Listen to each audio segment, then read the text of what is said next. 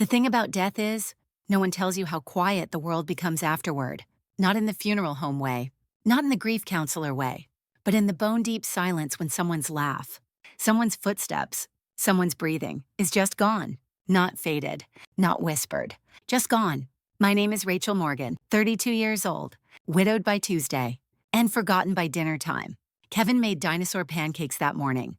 He was still wearing his apron when he kissed me goodbye. Told me to buy the real maple syrup, not the corn syrup garbage. We laughed. Lily, our 8-year-old daughter, had syrup on her chin. She giggled like her world was made of warm kitchens and magic mornings. By 11, Mia's, her world had been taken from her, and mine had stopped spinning. They said it was a heart attack. Sudden, massive, fatal. There's something cruel about a word like massive being paired with the love of your life. It doesn't sound like death. It sounds like destruction. And maybe that's what it was. A bomb going off in the middle of a quiet Tuesday morning. Kevin was 37, fit, kind, the sort of man who ironed his shirts on Sunday night and still wrote thank you cards by hand. I got the call from his assistant, Amanda. I could barely understand her through the sobs. I dropped the coffee mug I was holding. It shattered across the tile. Funny how that sound is the one that keeps coming back to me. Not her words. Not the sirens. The mug? Splintered. Broken. Irreversible. When I told Lily, she screamed, but not like a child. Like something inside her knew that Daddy wasn't just gone, he had been stolen. We buried him on a Saturday. And my parents, the people who taught me how to ride a bike, how to pray, how to believe in the sanctity of family, they texted to say they'd be late because they hit traffic, because my sister couldn't find a dress, because their idea of grief came second to party plans and cocktail napkins. They arrived 20 minutes after the music started, sat in the front row, as if they'd earned the right to mourn, as if proximity meant presence, as if watching their daughter collapse into a folded chair, holding her fatherless child meant nothing more than an inconvenient detour. I should have known then. I should have seen it. But grief blinds you. And family, well, family is the last religion we're allowed to question. It was after the funeral that the second betrayal came. They asked for the life insurance. Yes, you heard that right. The ashes were still warm. Kevin's shirts were still hanging in the closet. And my parents were sitting on my couch, the same one Kevin and I picked out after his first promotion, explaining how practical it would be if I gave them half of the policy to help with their retirement, 50% of my husband, of my future, of my daughter's education, 50% for the people who couldn't even find the decency to show up when we needed them most. My father actually said, "Well, we paid for your college. We helped with your down payment. Isn't it time you returned the favor?" Favor. As if loving Kevin, mourning Kevin, raising a grieving child was a transaction. They weren't grieving with me. They were measuring me, estimating the interest on my sorrow, counting the commas in my devastation. And for a moment, a terrible, self-loathing moment, I almost agreed. Because when you've been taught your whole life that love is earned, you start bargaining with your soul. But Kevin had left me something better than money. He left me a blueprint, a whisper, a memory of what strength looks like in silence. And when I found his letter handwritten, sealed, dated just 3 months before he died, I remembered who I was, who we were, and who they never could be. He knew. Somehow, he knew. Maybe not the details, but the pattern. Kevin saw things most people ignored. He had a kind of calm vision, the kind that makes men partners by 30 and legends by 40. In that letter, he said, "Protect Lily, not just from the world, but from anything that looks like love but sounds like control." So I did. I said no. And the woman they raised to be compliant, soft-spoken, sweet finally stood up. That was the beginning of war, of redemption, of silence louder than any scream, and of a daughter mine who, one day, would write the most powerful invoice anyone has ever read, a bill for love never given, priced at exactly 0. And that was when the reckoning began. There's a special kind of silence in a child's room after their father dies. It's not the absence of noise, it's the absence of breath, of ritual, of bedtime stories that stopped mid-sentence, of soccer cleats that will never be tied again. It's the sound of questions that will never find answers. That's the silence Lily and I lived in. And into that silence, my parents brought paperwork. They didn't come with soup or photo albums or stories about Kevin. They came with spreadsheets, drafted distributions, projected support requests. They used words like liquidate and allocate as if the death of my husband had turned me into a portfolio. My mother even wore perfume that day. The same one she wore when she met Kevin the first time, back when she smiled and pretended to love him. Now it just clung to the couch cushions like a ghost. I remember standing in the kitchen, hands trembling around a coffee mug, as they sat comfortably in my living room. My father explained that 65% was fair, 50 for them, 15 for my sister Sophia. He called it balancing the scales, as if Kevin's death was a math problem. Sophia didn't even bother to look up from her phone. She was already imagining the shopping trips, the apartment upgrades, the new emotional healing retreat she'd probably start attending now, funded by the grief she didn't even bother to fake. And in that moment, I realized this wasn't about Kevin. It never was. It was about control. It was about power, the kind disguised as family, coded in phrases like, "We only want what's fair and you'll thank us later." I wanted to scream. I wanted to flip the coffee table. But Kevin taught me better. Kevin taught me that power doesn't shout. It signs, so I said nothing. I watched them outline their retirement goals as if they hadn't skipped his funeral, as if they hadn't left their grieving granddaughter to cry into a folded t-shirt that still smelled like her daddy. And then, something shifted. Lily walked into the room, still wearing her pajamas. She was holding a piece of paper, a drawing, crayon, carefully printed words. She handed it to my father with both hands. "I made this for you, Grandpa," she said, her voice steady. He smiled that tight, patronizing smile he used on children and waiters, until he looked down. "And read it." It was an invoice. At the top, in bright purple letters, "Bill for being real grandparents." Underneath, "Comfort when Daddy died. 0, 0, 0 not provided. Help when Mommy cried. 0, 0 not provided. Love when we were alone. 0, 0 not provided. Total, 0, 0. At the bottom, in Lily's handwriting, "This is what you earned." My father's hands trembled. My mother's mouth fell open, a soundless gasp, like someone falling through ice. And Sophia, she finally put down her phone. The room went still, because in that moment, my 8-year-old daughter said everything I didn't have to. She'd inherited Kevin's clarity. And my silence. It became thunder. After they left angry, embarrassed, still convinced I was ungrateful, I went into Kevin's office. It still smelled like him. Wood polish and mint gum. His journals were stacked neatly, his pens arranged with surgical precision. That's when I found it. A sealed envelope? Labeled, "Rachel, if anything happens." My hands shook as I opened it. Inside was a letter written 3 months before he died. "My dearest Rachel, if you're reading this, it means my heart did what I feared it might. I didn't want to scare you, so I kept it quiet just like I always do. But I want you to know, everything is taken care of. You and Lily are safe. The insurance, the trust, the account's all set. You don't owe anyone anything, especially not your father. He asked me for money once, twice, actually, told me it was for investments. I said no. You deserve peace. Lily deserves protection. That's what this letter is for." I sank to the floor, not because of grief, but because of confirmation. Kevin knew. He saw the truth I had buried under years of daughterly duty. My parents were not protectors. They were predators in pearls and polos. The next day, I called Thomas, Kevin's friend and our estate lawyer. I read him the letter. "Can they contest the will?" I asked. "No," he said. "They don't have standing. It's airtight." And I finally exhaled. For the first time since Kevin died, I felt like I was standing on solid ground.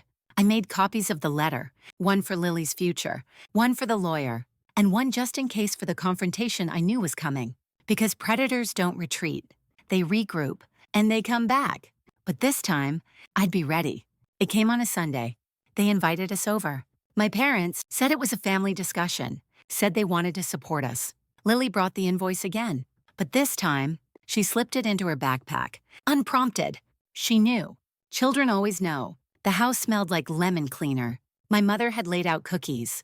My father had printouts, financial spreadsheets, charts, percentages, their theater of logic. They even invited extended family, my aunts, my uncles, cousins, as if building an audience would make the betrayal more persuasive. We just want to discuss a fair division. My father began, voice calm, "For the good of the family." "You mean Kevin's death?" I replied. They flinched. I stayed calm. "Go on," I said. They explained their vision. 50% for them, 15% for Sophia. The rest, I could keep. I didn't laugh. I didn't cry. I just pulled out the letter, Kevin's letter, and read it aloud. My voice didn't shake. I didn't shout. I let his words do the cutting. Your father asked me for money. Twice. I declined. This money is for Rachel and Lily. No one else. Don't let anyone convince you otherwise. Silence. Until Lily stepped forward. She pulled out her invoice, held it up, and said, loud enough for every adult to hear, you didn't earn Daddy's money. You didn't even earn us. She handed the paper to my mother and walked out of the room. I followed her. We didn't look back because the door we closed behind us wasn't just the front door. It was a door to our past, to illusions, to duty masquerading as love, and it would stay closed. Forever. They tried everything after that. Guilt, gaslighting, even grief borrowed, not real. Texts flooded my phone. We just want to help. Family comes first. Rachel, you're overreacting. As if silence wasn't a response. As if dignity could be negotiated. When that didn't work, they sent emissaries, aunts, uncles, even my cousin Jennifer, who hadn't seen Kevin since our wedding. They came with soft voices and careful phrasing. Maybe you misunderstood. They're old. People panic. He was like a son to them too. No, he wasn't. Kevin was the man who fixed our leaking faucet with one YouTube tutorial. The man who read bedtime stories in funny voices even when he was dead tired. The man who massaged my swollen feet through bed rest and whispered to Lily through my belly that he couldn't wait to meet her. He wasn't a son to them. He was an inconvenience the moment his death didn't benefit them. So I changed my number, blocked every one of them. People say blood is thicker than water, but I've learned blood can clot in the wrong places, turn poisonous, and the only antidote is truth. Sharp, unfiltered, final. They didn't like that, so they escalated. A letter arrived, formal, on my father's business stationery as if that could still impress me. It was titled, Request for Mediation. The first sentence made me laugh. In light of recent tensions, we believe it would be productive to revisit our financial proposal under the guidance of a neutral third party. Neutral. They had never been neutral in my life. Not when Sophia wrecked the car and I got grounded. Not when I got into Northwestern and they suggested I defer for Sophia's self-esteem. Not when Kevin proposed and my mother said, he's sweet, but not very ambitious. Is he? Now they wanted neutral. Now that the money wasn't flowing. Now that their daughter had become something inconvenient, a boundary they didn't know how to cross. I gave the letter to Thomas. He smiled that tired, seen-it-all smile of an estate lawyer who's watched 1,000 families rip each other apart for less. They have no legal standing. He said again, but they may keep trying to intimidate you. I nodded. Not afraid. Not anymore. Because Kevin left me more than instructions. He left me a legacy of restraint with a backbone. A quiet kind of warriorship. The kind that doesn't swing swords, it builds walls. Legal ones. Emotional ones. Ones they couldn't breach. But my parents weren't done. Because power, when exposed, doesn't apologize.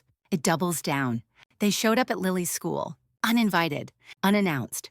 My mother stood in the parking lot holding a gift bag, pink and glittery, stuffed with toys Lily hadn't cared about since kindergarten. The school called me immediately.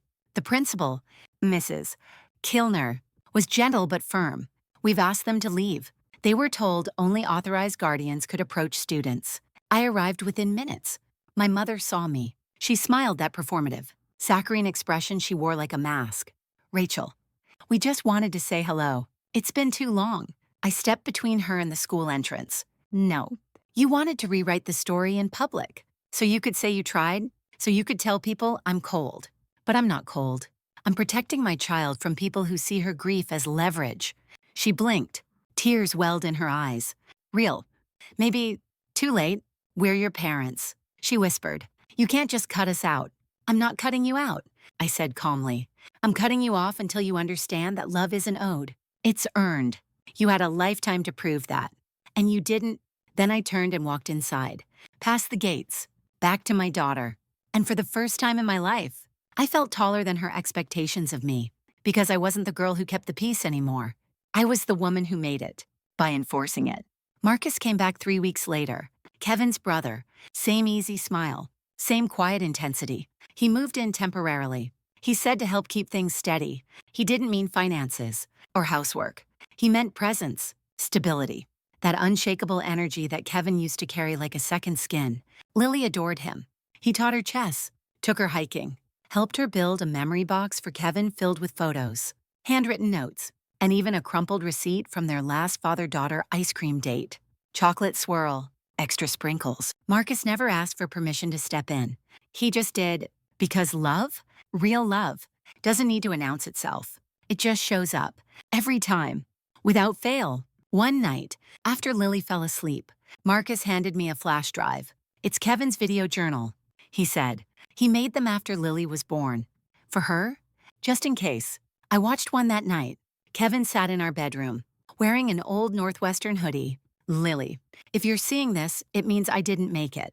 But I need you to know you're the best thing I've ever done. Your mom, she's the strongest woman I know. If you ever forget who you are, look at her. She'll remind you. I wept, not with despair, but with awe. Because even in death, Kevin was still parenting, still loving, still protecting. And I was no longer alone. 6 months after Kevin died, I launched the Morgan Foundation, a nonprofit that offered financial education to widows and children, especially those abandoned by the very families who should have caught them. I used part of the insurance money not as inheritance, but as investment in women like me, in children like Lily, in the belief that grief doesn't have to end in ruins. It can become a blueprint. Our first workshop was called, "You Are Not a Burden, You Are the Legacy." It was packed. Word had spread, not about the betrayal, not even about the money, but about the strength, about a woman who stood up and said, enough, and meant it. People don't need heroes and capes. They need reminders of what resilience looks like when it's dressed in grief and moving forward anyway. 1 year later, we held a memorial for Kevin, not in a funeral home, in our backyard. Lily chose the music. Marcus cooked. Kevin's parents brought photo albums. Amanda, his assistant, gave a speech. It was full of awkward pauses and raw emotion and love that couldn't be hidden. And we didn't invite my parents, not out of spite, but out of respect. For Kevin, for ourselves, for the memory of a man who gave everything and asked for nothing. I stood beside Lily as she read a letter to her father. Dear Daddy, I miss you, but I think you'd be proud of us. Mommy made something amazing. Uncle Marcus is like a superhero. And I stood up to people who made her cry. You said to be strong and kind. I'm trying. We're going to be okay. I promise. The guests cried. So did I. But not because we were broken. Because we were whole again, just shaped differently. 3 months after the memorial, a letter arrived. Not typed. Not lawyered. Handwritten. From my mother. Rachel, we've been going to therapy. Your father and I don't expect forgiveness. But I need you to know, we've been trying to understand, really understand what we did, what we didn't do. I think I finally see it. Not just Kevin, but you, the woman you've become. We failed you in ways we never admitted. We measured you by Sophia's needs. We made love a ledger. It wasn't love. It was control. And we lost you because of it. We deserve that loss. If Lily ever wants to talk, or write, or just hear a bedtime story from a very flawed grandmother, the door is open. If not, we will respect that. 2, it should have felt vindicating. It didn't. It felt human, ugly, broken, honest. The kind of honesty that doesn't fix anything but starts clearing the wreckage. I showed it to Marcus. He said, do what Kevin would have done. That night, Lily and I talked. She was sitting on the floor building a Lego replica of the Eiffel Tower. Mom, she said without looking up, do people ever really change? I think they can, I answered. If they want it badly enough, if they're willing to feel shame without hiding behind it. She thought for a long time, then said, can I write them a letter? Just to say how I feel. Not to see them yet, but just to say it. She wrote it in purple pen, folded it with a sticker, sealed it with a drawing of her and Kevin on the back. The envelope read, for Grandma and Grandpa from the girl who sees everything. It's been 2 years now. Marcus is faculty at the local university. He walks Lily to school 3 times a week. She says it's like walking with Batman, but nerdier. The Morgan Foundation has grown beyond anything I imagined. We've helped over 200 families navigate the dark waters of grief and financial betrayal. We teach not just how to survive, but how to rise. We teach women how to read a will, not just cry over it. How to read people, not just trust them blindly. How to build walls and doors to keep the wrong ones out and let the right ones in. Kevin's journals sit on a shelf in the foundation office. His face is on our scholarship wall. Every year on his birthday, Lily and I do one thing that scares us. One brave act in his name. Last year, she gave a TEDx youth talk called How to Tell the Truth Even When It Hurts. This year, she wants to teach other kids how to make a grief invoice to help them understand what love looks like and what it doesn't. Her strength, it's not mine. It's Kevin's.